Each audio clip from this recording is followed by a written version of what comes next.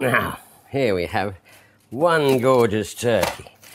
Beautiful, that yellow from the turmeric is just coming through nicely. Let's just get this foil off. Now what we're going to do now is make the gravy with all those lovely juices that are in the bottom of this pan. To do that, I just need to take our little thermostat out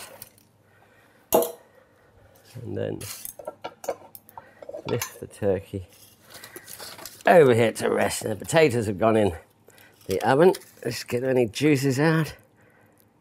That beautiful. That can stay over here on the oven. I'm going to keep warm. And now I'm just going to take the foil off.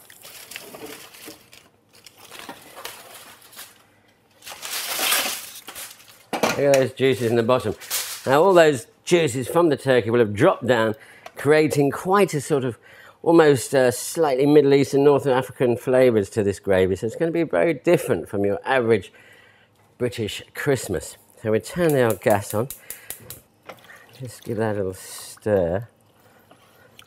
And you've got some great tasting. Remember, that's wine and stock and the natural juices from the turkey. Like that. Once that's boiling, we're just going to thicken it a little bit, add a little bit more stock, and you're going to have yourself a beautiful gravy. Okay, our nice juices are now coming up to the boil, which means it's time to thicken it. It's going to be quite a light gravy. Now, I use white wine there. If you want a slightly darker gravy, of course, could use red wine. And what I've got here, which I'm going to put on the end of my whisk, is what we call in the trade a roux, which is equal parts flour and butter. So this acts, you could of course use corn flour if you wanted to, which will give a slightly different taste. This one you're going to have to cook out a little bit more, where corn flour only wants about a couple of minutes to thicken. But this will thicken all at once in a hurry, and you'll think, oh, I've got to put some more stock in.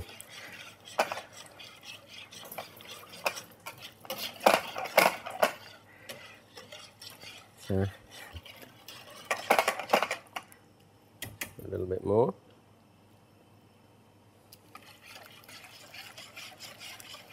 And don't worry about any lumps, we're going to strain it off. So any lumps will disappear. You don't want to make your life hard.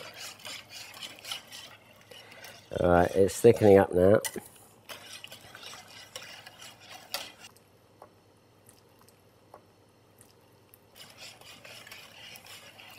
Actually, that was perfect. And of course, as all chefs should do, we have a little taste. Just make sure the balance of seasoning is right.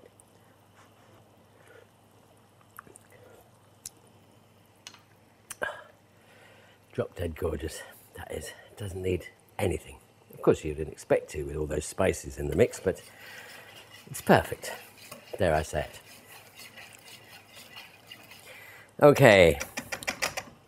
Let's just strain that off now into a saucepan. Again, whilst your turkey's resting, that's the perfect thing to do, so you're all ready for the final impact.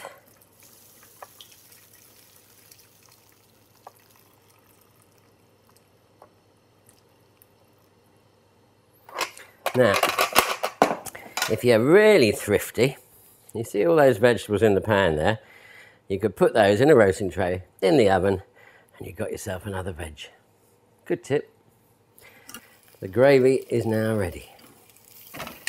We'll just leave that, pour it into a little jug.